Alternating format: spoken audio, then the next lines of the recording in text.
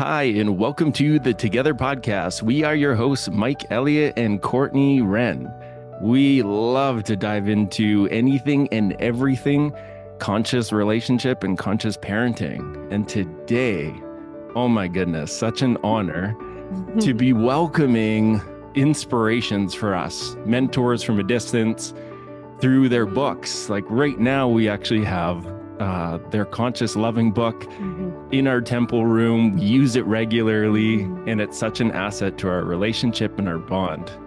These two have been together for over 40 years and written over 40 books and have helped thousands of couples, and they have trained thousands of coaches. So, oh my goodness, thank you, Gay and Kathleen, for being here with us today. Where I really want to start is, I was listening to one of your guys' interviews and hearing about your first meet at the Institute for Transpersonal Psychology.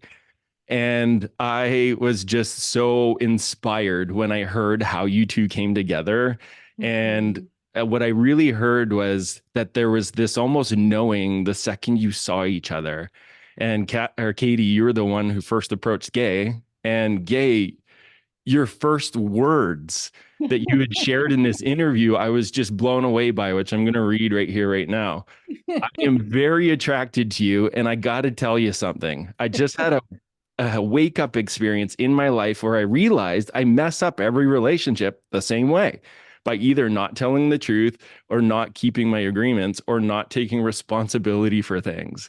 And when I heard that, I'm like, whoa, okay. This is a man who really knows my imagining, like there's really something here. So I'd love to hear from you guys. Like what was the felt sense in your bodies? What was what was it about that connection? How did you know? Like, how did you know? Well, I think what happened was the reason I had that conversation was I'd had an epiphany just the month before where I realized that I'd had umpteen different relationships since my teenage years through my 20s and into my early 30s. And some of them would be 6 months and some of them would be 2 years and some of them would be 4 years, but they would eventually all come to grief because of one of those three things. Either somebody, usually me, wouldn't be telling the truth about something, or somebody would be not taking responsibility, but locked into blame. And, once you lock into blame, the other person usually doesn't say, you're right. I am the cause of all Yeah, that's problems. right. It never works that way. The other person usually blames you right back. And it turns out to be a duel and no winners. And the other thing I'd realized is that throughout my 20s and early 30s, I'd compromised my creativity on occasion by being in relationships where the other person, didn't like that I disappear into a room every day for 2 or 3 hours and I write. That's how I've ended up writing all these books, is that's what I do every day. And if it isn't okay with the person, then there's friction there. And so I wanted somebody in my life that not only told the truth and took responsibility, but also was committed to her creativity as I was to mine. And so that was my background. And I say that Katie was an answer to a prayer, because when I said, I had this realization, I was by myself, and I said to the universe, okay, if it's not in the cards for me to have that kind of relationship, I'm happy to be on my own, but I promise you I will never settle for less. That was my declaration. I say that's like cracking a whip on the universe, produce for me, because I'm not going to settle for anything less. And so sure enough, this magnificent woman appears in my field of vision a month later. And my felt experience was that, see, when I look at people, because of my background and my training, I look at their energy field as well as their physical body. And so I'm looking at what the play of energy is doing in their body. And I realized when I looked at Katie for the first time that there was this incredible amount of loving, free, spirited energy moving in her that made her, not only fun to be with, but wonderful to look at. And also she laughed at all the funny things I said, and that's a good cue, And still does. But that first moment was for me a moment of seeing energy even before I really saw what you looked like, you know, and I was delighted when I looked at you physically and thought, oh, wow, she's beautiful too. And so from my perspective, that was what went into it. Well, what my felt experience was of Gay seeing energy. And I was watching him going around the circle, and I was very interested in that because I could do that, but I never seen anybody doing that. So I was watching him watching people, and I found that very, very interesting. And then when he came by me, about 2 people, and then he came back, and we had this exchange that I would call recognition. You know, my felt experience was, oh, there you are. And this was before he had even opened his mouth. But then he started the workshop because I'd never heard him talking before. And immediately I thought, this is the smartest person that I've ever met and the funniest, because he just started being funny. And he's continued being funny for 44 years now. 44 years now. And I have laughed more with Gay than in the whole previous part of my life, everything put together. And so the combination of what I recognized in Gay was this incredible vision. Like I could tell he was getting information directly, and that he was able to share that with other people, not just at an intellectual, but in an emotional, energetic way of communicating that I found just absolutely fascinating. So that was my first experience. And then everything is really built on that. Oh, yeah. And then at the end of my little spiel to her, when I first met her, I said, would you like to go out for a cup of coffee on those terms that I had laid out? You know? And fortunately, she said. So I responded with, how about lunch? Yeah. Oh, I love that. And of course, there were complications and things to be worked out, but what has always held, you know, for all of these years was that initial openness. I think openness to each other, openness to the adventure. And I was really recalling in that summer of 1980, when I moved from California and my job, you know, and my school and my friends, and I said, oh, I made a big leap. So I made a big leap into the unknown because the adventure, the possibility of the adventure, I was willing to just let go of everything in order to have this adventure. Oh, yeah, I feel that. And something that really stands out when you both are sharing is, you know, that word you used of recognition. And what I'm hearing is like a felt sense and a recognition of the gifts you guys hold, almost non-verbally and then verbally. Is that right? Yes. Yeah. Thank you for noticing that, Mike. It's most people communicate just intellectually through their thoughts, sort of head to head to head. And so to encounter anywhere in the world communication that's whole body and whole spirit and whole emotion was, you know, I had no idea what we were going to do together, but I just said, you know, this is totally worth it to me to have this expanded experience of being alive. And that's what I've always experienced with you, is the enhanced aliveness, both for us individually, but also the flow between us that has rippled out into the world in all of these different ways. You can get a lot done in 44 years if you don't spend all your time fighting and arguing. Well, and I can really feel there that you met the soul of your relationship. This is the words Mike and I have been using, is the soul of the relationship. Like what happens when two energies come together and you're feeling that and then letting that be your guide. And I can really, it's neat to feel that right now, the essence of the soul of your relationship, and then how you both committed to that. I guess you dove into that big leap. Well, we did it on the strength of commitment. Katie is just finding a better plug here for our computer. We're running out of juice. Yeah. There we go. All right. And so we invented it in a way because we had certain things to start with, like we both wanted a relationship where both people could speak freely and honestly to each other instead of having to go around and, Yeah. we'd been in those kind of relationships where you say, is everything okay? And the other person says, fine, thank you, but then 6 hours later. And so we didn't want to do that. So we both made a commitment to speaking honestly and listening to what the other person said, rather than interrupting them or whatever all people do to mess up their listening with each other. The other thing, we made certain commitments, though, another one to taking responsibility when things came up rather than going to blame. Because once you go into blame, we found out we would blame each other for days and days and days, and then nothing would ever happen. Right. And we figured out we had to create an alternative to blame to get us out of that. And it was always the same alternative, which is, why did I create that particular conflict? And Katie saying, why did I create?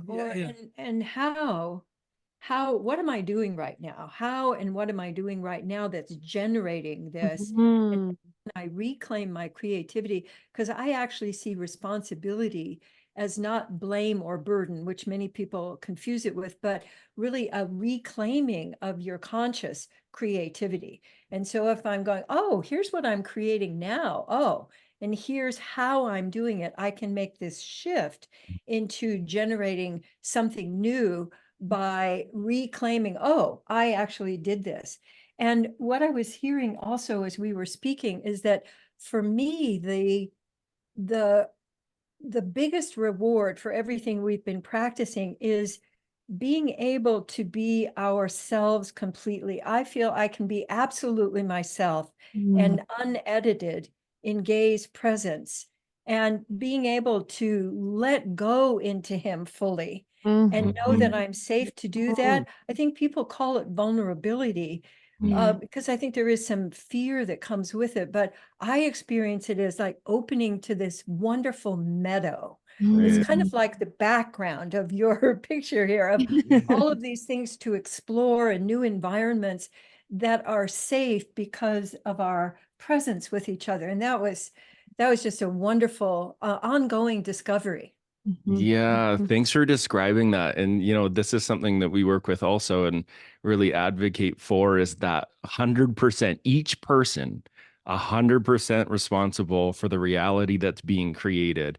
And what I'm really feeling from you is, got a 44 years of this, or maybe it started a few years in, of like what that cultivates in connection over and time. Whoa. Over time. And I really feel it, just watching you two, just how much presence there is when each other is speaking. And what that can create. And, from our lens, again, going back to, what I'm really hearing in that is tending and nurturing the soul of the relationship so that it's safe to be yourselves as individuals. Yes. And for some relationship experts, that's all they are really aiming for, is creating safety. But we consider that the foundation.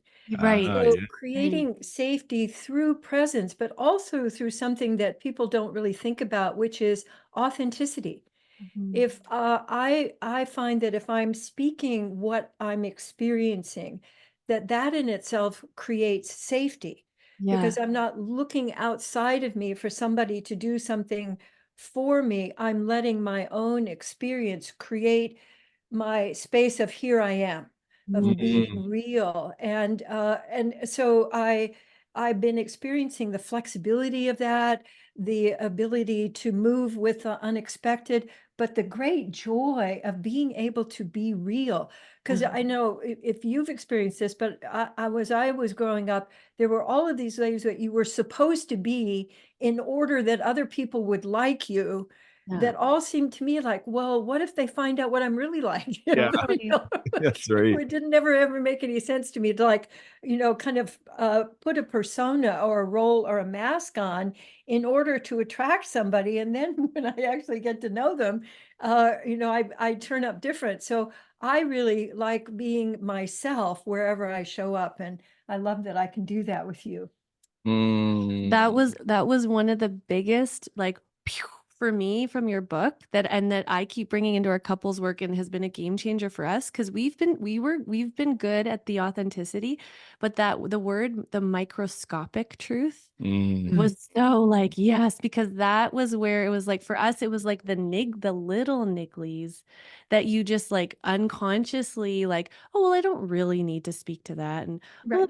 oh, Not a big deal. yeah. And then before you know it, it becomes this huge thing. And when we discovered that part in your book and I came home all excited, like the microscopic truth. And then we were like, oh my gosh, there's a whole other world of, and it was so permission giving having you speak to that of like, because in our culture, there can be this idea like, oh, that you're taking up, so like, oh, you're making problems, like this was sort of the story in my mind. And for us, the microscopic truth has been so freeing. And then, and the permission in that, and then some of the like moments of like, oh gosh, that's your truth. But then like, oh, but actually we feel better now that that truth has been spoken. Yes. And we've in recent years moved away from the truth because it's gotten so corrupted. But my experience is being able to speak from what I'm experiencing, and what it's the skill that it's opened for me is getting more descriptive. So rather than interpreting or judging what I'm experiencing, if I can match it, do my best to match it with words or tone or just my own feeling about it, then that alignment is what opens up a deeper intimacy between us, because the microscopic is just really looking at it more closely rather than superficially. And so over the years, we've been describing more and more, but there's also this kind of unspoken curiosity that has in the background all the time now. Oh, when I hear you say that, it just really brings up this word of intimacy. I feel like this is the terrain of deepening and true intimacy. And oh, what a beautiful place. And I know for Courtney and I, that's what you're describing is so the essence of it is, and language we'll use to actually navigate this for our listeners in the relationship is, hey, I'm not saying this is what's true, but this is what I'm experiencing. This is what I'm noticing when you say that, or when this is happening, this is what comes up in me. And it's cool to watch what information is unlocked and comes from that form of communication of like, oh my God, this is about mom and how I felt when I was 6. And this is reminding me. And then it's like you described, we're now entering this field of curiosity and getting to experience more of each other in that place, like together. And it's such a gift when your partner is real in that way, because then you actually get to know, like for me, when it's held in that way, right? Like you were saying, not the blame, but when it's held in that way, it's such a gift, because then I get to know Mike more. And now all of a sudden I know how to meet him more and how to dance with him, and like, oh, that's what that is. That it's such a gift. We're curious, do you have in your relationship right now places that you still work with that come up in this way? Like I'm imagining in daily life, there's things, do you have, like, we're so curious, like, what does that look like 44 years down the road? Yeah. What is it? Is it all just love and light, or are there these big patterns? You know that old joke about the person who asked the cop in Central Park, how do I get to Radio City Music Hall? And the cop says, practice, practice, practice. We've had a lot of practice. And you got to remember, we got together in 1980. 1980. Back I don't know when if you guys were I even wasn't alive. I don't think you're alive, but, life before cell phones, life before the internet. Dinosaurs walked the earth. Not really. Phones had these long cords on them around the corner. Anyway, it was in the area where there weren't even any self-help books back then, so we had to invent it ourselves. Which is great in a way. But the thing is, we spent a lot of time in the 1980s practicing. We'd slip off into not telling the truth about everything, and then we'd get back into it, and then we'd slip off into some blame, and then we'd remember. So, you know, we had hundreds of experiences, but, you know, pretty much by the end of the century, we perfected all of that. So it just stuff didn't come up. And, you know, like we've lived in this house pretty much since the turn of the century for 23 years or so. And just to give you an example, nobody in the past 23 years in this house has spoken a cross word to the other. Or critical. Or a critical word. Oh, So we've eliminated blame and criticism. Yeah. Oh, I know, but I wow. wanted to just mention as we're exploring this, I remember you early in our time together over and over saying to me, this is my experience. I'm sharing my experience because I'm more of an empath, and you know, I can feel what other people are feeling, but it would be, I'd get it confused with, is this my experience or his experience? Totally. And so he'd say, this is my experience. And then it allowed me to go, oh, I can have my experience and he can have a different experience, and we can still really be connected, which was, you know, which was just one of the learnings. But the practice element of recommitting, which we find just incredibly important, committing, but then recommitting, you know, hundreds of times to learn a particular skill.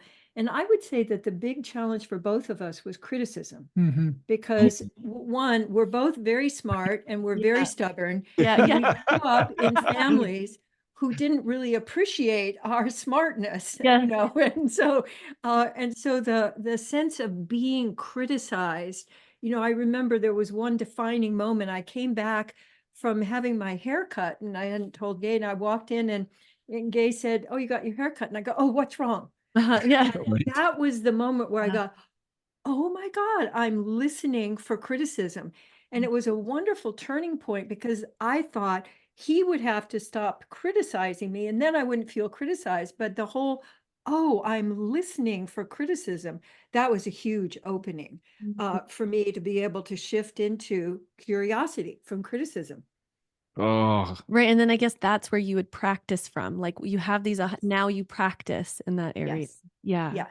and Well, what you know, like I used to play the trumpet, and one of the big goals in a trumpeter's life is to get to the place where you can hit a high C. And once you've hit a high C, it sort of becomes no big deal after that, you know? And so in our relationship, I can remember many times where I shifted from blame to, how did I create it this way? How did, you know, how's that fit in? Why is it inevitable that I would create this particular drama? That's a great question. Ooh, that's inevitable. Ooh, I like that word. Yeah. And I Given love my programming, why was it inevitable that I would have this issue? Like, of course this is happening. And I would say for me, the biggest internal shift was committing to see you as my ally. And that I can take charge of that. Like, oh, you are my ally here. You know, you're not my competitor or my dad, or, you know, you're my ally. And opening to that really allowed me to open to receiving, you know, feedback, presence, you know, feelings, and being able to open rather than being defended. You know, which was how I grew up, is how I protected myself. Yeah. And I love that. That's in one of your practices that we were just actually working with last night, and there's this sentence in there of, I'm committed to reveal myself, not conceal myself. Yeah, boy, that was a real biggie. You know, I commit to revealing rather than concealing. That was one that I recommitted to probably hundreds of times. Because I did part of my growing up in the Midwest, where it's very important for you to be nice and to not say anything that other people are not gonna, you know, and so all of it's all under the surface and, you know, roiling around there. Yeah. There's something really powerful. Just I want to circle back to it because it was really important of stating and naming, you know, after the end of the century there, then it was eradicated. Like that criticism was just eradicated. And there was this, what I'm hearing, radical self-responsibility to be in creativity. And what a transmission, just when you shared that in my body, I felt like, whoa, what an honor to just be in presence of that actual embodiment of that truth in your experience. Because for us, I'll speak for myself, is we're still in that working on the practice of breaking free from that criticism. And it's really cool to hear and feel this from you, because I feel like a lot in this relational field, there's this belief that I've heard repeated time and time again. It's not about not fighting, it's about how to fight. And I feel like that's a healthy progression to what you're stating, which is different, and that is you actually can eradicate it. Yes. Yeah, our experience has been that fighting may be a way of kind of generating some energy between you. I think a lot of people fight and then, and then have sex, or, they have a big, upset, and then they use that to fuel their relationship. But that's based in adrenaline and fear.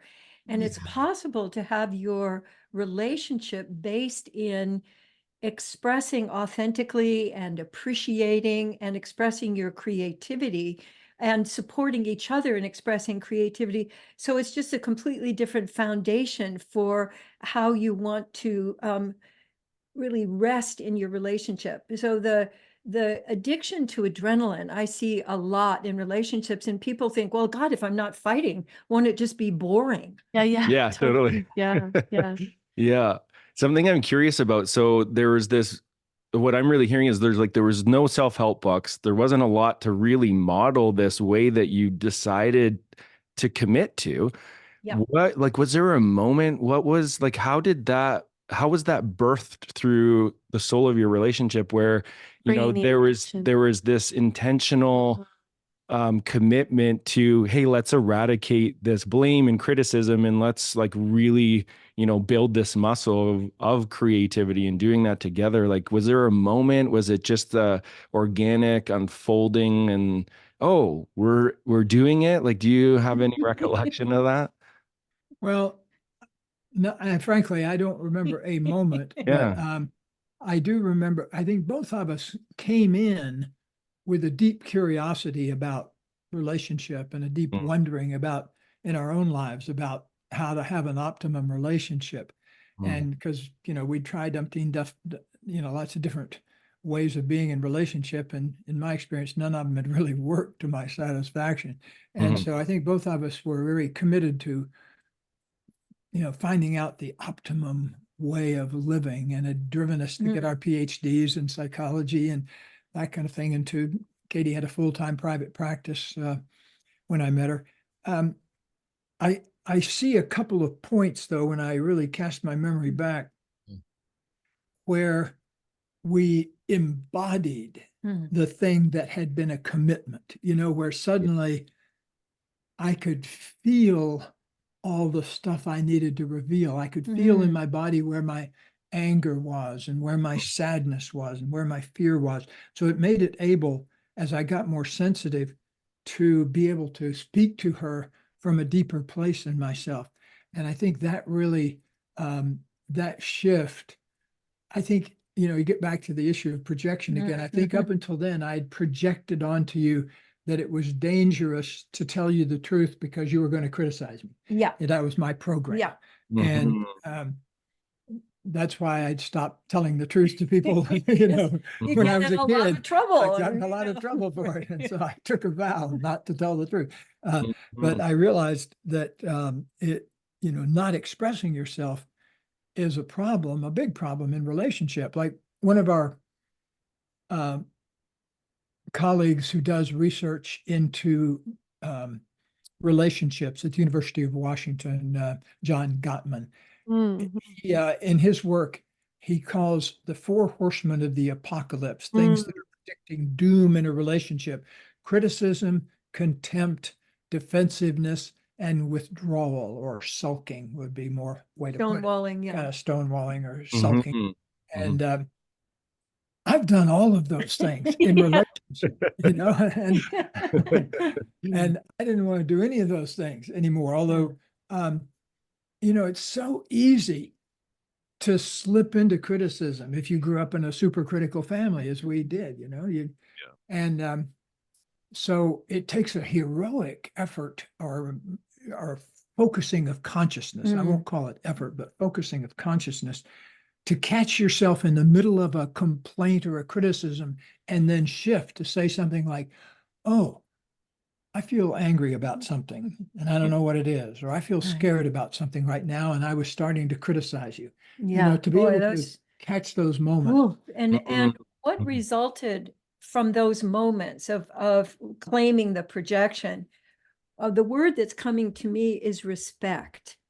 I realized, and actually, when I very first met you, my respect for you as a, for your magnificence, has never wavered. And it was something that I could call on, like, this is a remarkable, you're a remarkable human being. And I could ground myself in that rather than you're the enemy, or you're the person who's trying to control me, and all of those. And so having and expanding that sense of respect, that's been a through line through our relationship. And and instead of contempt, so contempt is basically the result of a loss of respect. Something happened where you lost respect for yourself or your partner or both. And so reclaiming that sense of I'm valuable, you're valuable, I'm treating you as a valuable human being, rather than somebody who's beneath me, I think is really makes a difference in creating thriving relationships. And I imagine it's like there's something relieving to lean into of like consciously choosing that, so that when there's those moments that get triggered where there's like, we're going into survival and there's here's all these big emotions, to go and find that anchor point in the storm of like, yeah, okay, this is moving in me. This is my experience. This doesn't have to do, like, this has nothing to do with them, or maybe a little bit. But this is like, oh, right. Remember the essence of this human being. Yeah. And I think it starts a lot with honing your ability to tell the microscopic truth, as you mentioned earlier, and to find the microscopic truth. Because when you find the microscopic truth, it does not have any blame to it. It's, if I'm in the middle of blaming you and suddenly I realized, oh, I'm scared, I don't know what to do. That's a tremendous grounding point, because then you've identified something that's actually true and that you resonate. And when you make sounds out of your mouth, they resonate with the vibrations in your body. Right. Yeah. So, but learning to tell the truth on planet Earth is an adventure, because especially recently. There's 2/3 of the world in which if you utter the truth, you get killed. Yeah. Which is a reality that we're living. Or what we see in working with couples is that the culture of the relationship has become so unsafe that it also feeds that sort of like, how do I even bring that out? Because first there's like, oh, we have to build this muscle of these skills to build a culture between us that is actually safe for those truths. And this is a question I was just like, when we're interviewing you, I'm like, I want to ask them this question because you've been waiting, because you're a couple, but then also you've worked with so many couples. And this is a place that I know I've been at in my life, and I see people sort of struggling with or contemplating. And the question is, if any couple has these tools and they are in this way, do you feel like they can be in love and be co-creative, or where do you also see that it's also goodness of fit? Like for you both, right? It's like one way you could look at it is like, oh, maybe if you had those skills from the beginning, one of your earlier relationships would have been the relationship. But then another way of looking at it is, oh, and it's actually your two souls and the gifts that you bring. There's a resonance. And I'm curious about that place and how you help couples in that questioning, in that space.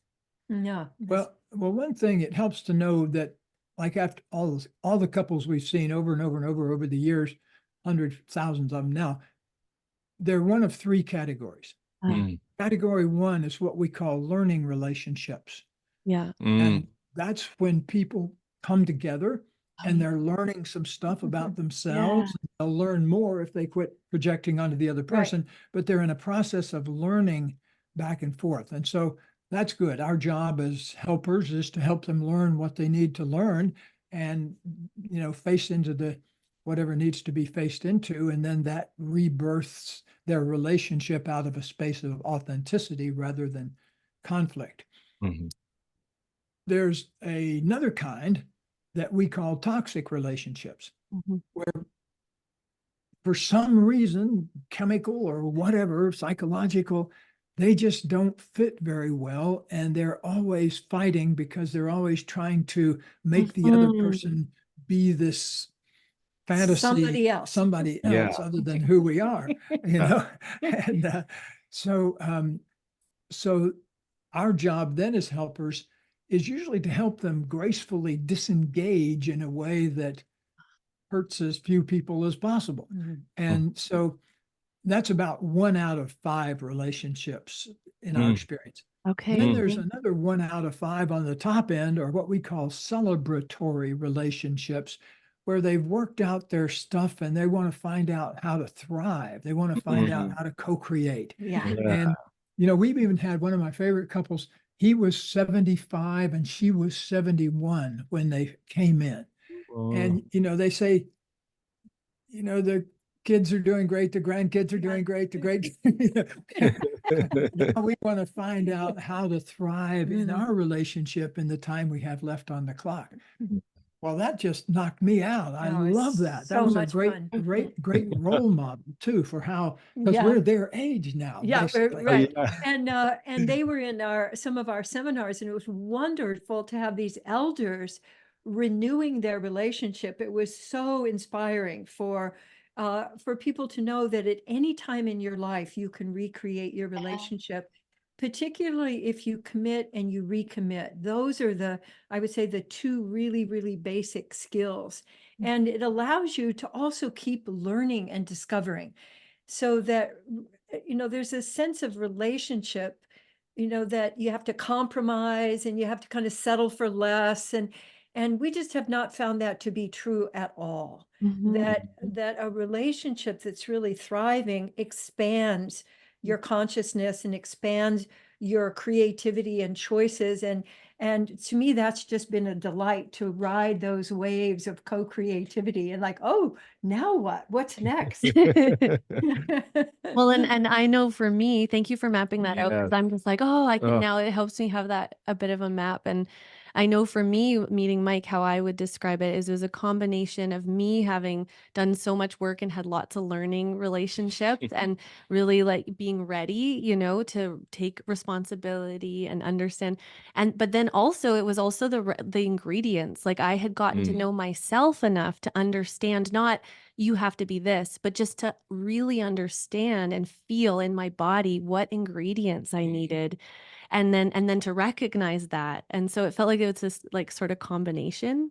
Which is an interesting thing, which brings me to this point of when we first came together, there were some stories in the body that were yes, this is everything. In the beginning, when we first met, I had a list of check boxes when I really spent time in solitude, single, who am I? And who do I know the relationships that don't work and everything I've contributed there. But who do I want to become in my next partnership, and what qualities would support that becoming, where, I don't need them to be different, but what are the elements where we could thrive together? And what was interesting is we met each other and it was really clear we were in that version of relationship of we're really here to thrive together. And all the conditioning, growing up in a really emotionally abusive household, some of the stories that would emerge in the love and safety of the relationship would almost portray this isn't it. Get out of here, run away. And what a journey to stabilize that energy and reconnect to that deeper truth of where there's actually compatibility of, oh, okay, move back towards this is my material. But I just really wanted to speak to that because I'm curious of how you navigate or support couples when the story in the body is this isn't the thing. Well, that's the nature of projection, is when you're deep into your own pain and unlovability, the other person looks like a very bad choice. Yes, Right. yes, that's right. Yeah, you got Right. a different filter on. And Yeah. what I was also hearing is that fear really permeates those kinds of interactions, and recognizing, oh, I'm scared Right. now, and being Yeah. able to presence your fear and being able to move your fear, so that you can speak to what's going on besides fear in you. And then gradually fear becomes less, out there in front, and more, I had a little fear come up, and then I can express that. And then I'm back to presence and flow again. Yeah. If you think about it, given all the time many of us learn how to protect ourselves growing up by not speaking the truth, not opening our mouths to what's going on, or not taking responsibility, it's amazing that any of us ever Yeah. find the magic of telling the truth and That's taking great. responsibility. Yes. Because, if you turn on your TV set today and watch the news all day and wait for some politician to say, I take responsibility for this issue and fixing it, Uh-huh. you'll sit there all day. You'll go through buckets of popcorn and you won't ever hear, because it's all based on victimhood. Yeah. Yeah. We're the victims of the other party. And and so, I know. and Oh, send us your money. That's the other thing. Yeah, right. We're victims and send it. Fight back against those people. Yeah. Yeah, yes. that's right. Victimhood, shared victimhood is a great fundraising tool. Yeah, right. Oh, and I'm really hearing just that alchemy that can happen when there is that really clear awareness of like, oh, this, every time this is happening, every time there's this wave of energy moving through my body with intensity, like this is what's emerging in me. This is my experience, not necessarily what's happening out there. And how that can transform it. What I'm curious about, though, is when we go back to this other, of those three, the toxic relationships.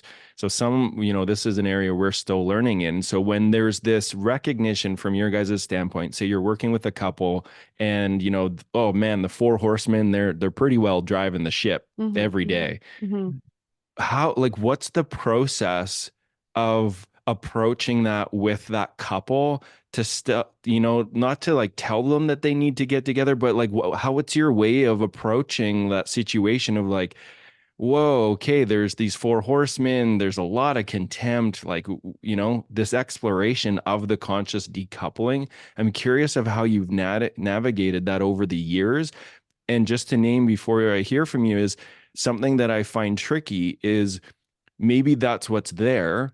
And then if there's any reflection of that possibility, the story might change or the behaviors might change in what I would label as anxious attachment of oh, and then the behaviors change for a short period of time because it's so frightening to think of letting go or not being together. I'd love to but hear. it often doesn't hold. Yeah. And the question that I find really useful is, does the pain outweigh the possibilities? And that's also something that they can experience at a body level. When you tune in to, your sense of the possibilities here and the pain you've been experiencing, it is, which is tipping the scales. And so this brings up again the issue of commitment, because one of the places we start is just getting a basic commitment or two out of the person. For example, when many people come in, they've already gotten a kind of a psychological or spiritual divorce. They just haven't told the other person that. And they want us to do that. They want us to.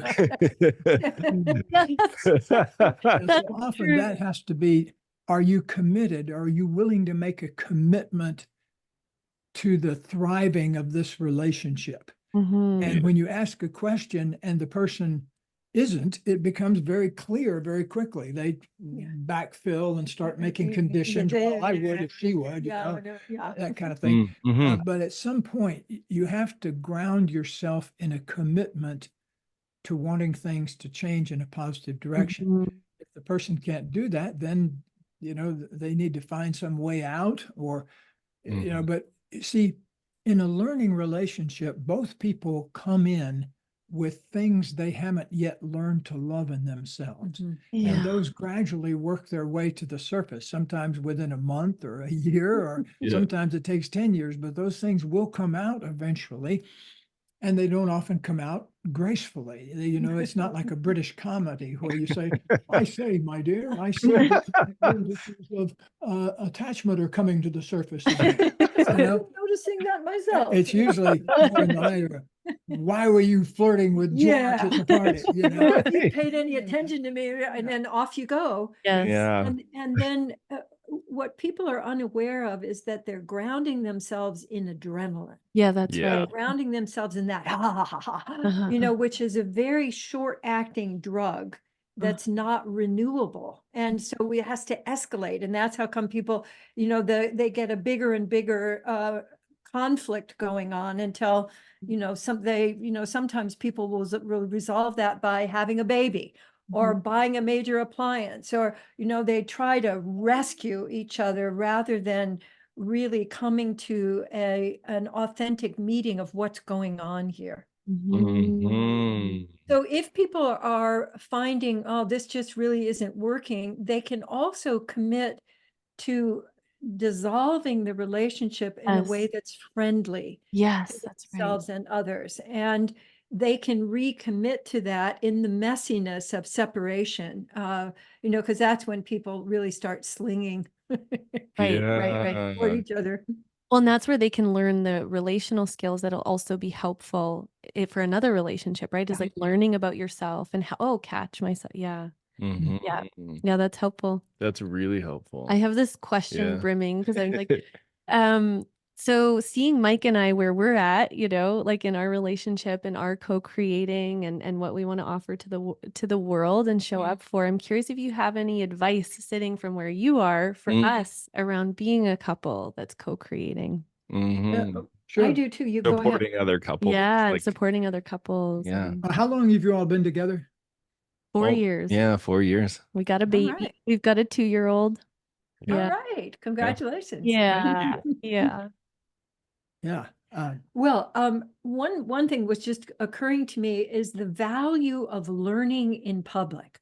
What we hear over and over again is our authenticity, our sharing, just like we have no secrets. We'll talk about anything, you know, and what's actually going on for us is, you know, just like revolutionary for people that, and that's what people really want, because they'll see you as like, well, you've worked it all out and, you know, it's easy for you, but what about me? You know, I'm in the middle of all this. And when they see you, you know, catching something that's going on and then letting yourself express that in public, that's really gold for people. There's a famous story in our field of relationship experts who got in a big fight on stage, and they had to mobilize therapists from the audience to help straighten it out. So that's the extreme version of learning in public. I wouldn't recommend it. I'm not sure if they actually learned there. I think that was more. I think they've learned to stay away from each other. But the important thing that I like about both of you, and I think is going to take you a long way, is your willingness to look inside, you know, your willingness to make that move, and curiosity and wonder. You know, wonder is the antidote to fear and criticism. And, you know, the moment you can, what am I doing that's contributing to this conflict? You know, to ask that kind of a question is worth its weight in gold in a relationship, because it's either, you know, you're going to be happy and in love, or addicted to being right. Right. And which is exhausting. Both guys. Yeah. And most people come in severely in the grip of an addiction to being right. And so being willing to shift yourself off that is a really powerful thing. And, you know, we need more couples who work together in the world. So I really appreciate what you're doing, and encourage you very much, because I think, you know, all of us have this deep urge to contribute to the world. And I think you found a good way to do it. You call it the soul of the relationship. Sometimes we say releasing the genius of the relationship. Ooh, that Probably the same thing you're talking about. Yeah. Yeah. Yeah. One of the things that we've noticed, and you may also notice, is that now people, rather than intellectually understanding what you're doing and, having a script and knowing how to make these moves, they can just take it in. We call it osmosing. They can just get it. And and my sense is that as you're living out to the edges of you, which I see you doing, and the flow between you, people will get that at, at a body level, even if they can't articulate it, and it will contribute to their creativity, and they're being inspired to create that kind of relationship for themselves, whether it's a romantic relationship or a close friendship or colleagues. We have found the same principles actually work across the board. Right. Yeah. Oh my God. I'm getting so many chills as you guys are sharing. Thanks for this.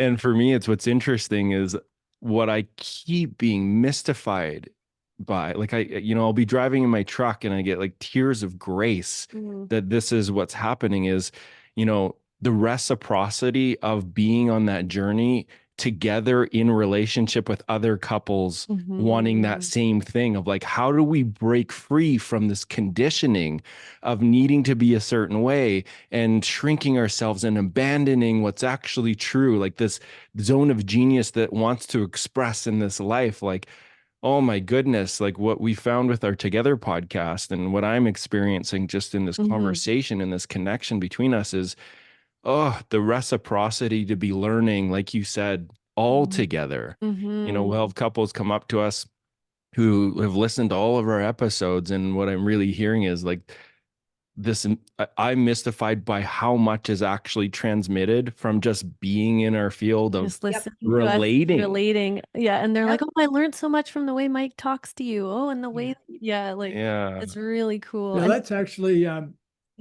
when we do things out in public, lead seminars or give talks, that's actually the piece of feedback that we get more often too, is it wasn't so much what you said, it was that how you were with each other. And so I think that's a very valuable thing. When I was growing up, if there was one adult in the room, it was great. But if two or more came in the room, an argument would break out.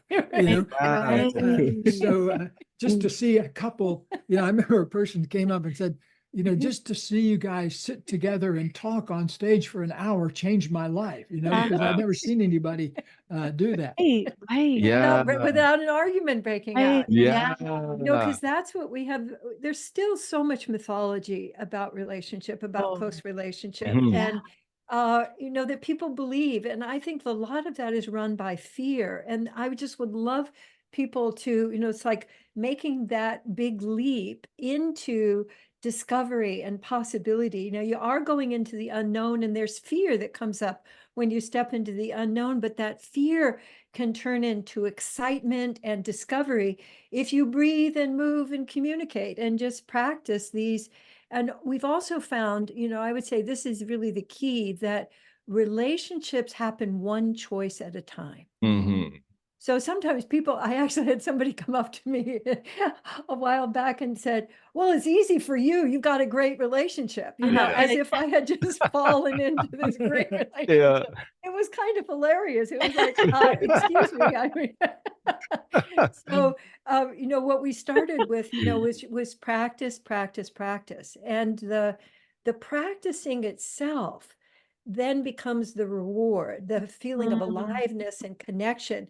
So it's not as if you got to wait until you have that perfect relationship that doesn't exist, but that sense of the flow of realness and love, that can go lifelong. Oh my goodness. So, and I want to thank you both for contributing to humanity in that way, because what this reminds me of like all these drives in our car and we're like listening to your money program, or we're like in our temple room using the conscious loving. What I notice, especially when it comes to listening to you guys, so if we're like listening to your material, what I find just automatically gets invoked in us is what you've spent so much time cultivating. It's teaching us. And how I make sense of that in the mind is like my nervous system longing to be modeled health. And so when I'm experiencing what you guys are offering and how you speak to each other and you flow back and forth and how there's presence held, like for me, that just like I get to download that just by you offering it. So thank you so much for supporting our relationship so that we can support others too. Oh, well, my pleasure. Thank you Our very much. pleasure. Yeah, Our pleasure, thank you. completely. Looking through your window there, it looks cold where you are. What part of the world are you in? Yeah. We're in Canada. Yeah, British Columbia, Canada. Although this is warm. This is warm for us right now. This is like early spring. Yes. It's like Usually there's I 4 think feet of that snow. British Columbia is one of the most gorgeous places on the planet. And, Yeah. oh, Yeah, beautiful. we've been up there many times. yeah, we All live. right. Well, you guys, you're doing great. Have a good time the rest of your day. Stay warm. Yeah. Thank you guys so much. Such a pleasure. Thank you so much. All righty. Take Have a care. beautiful day. Bye.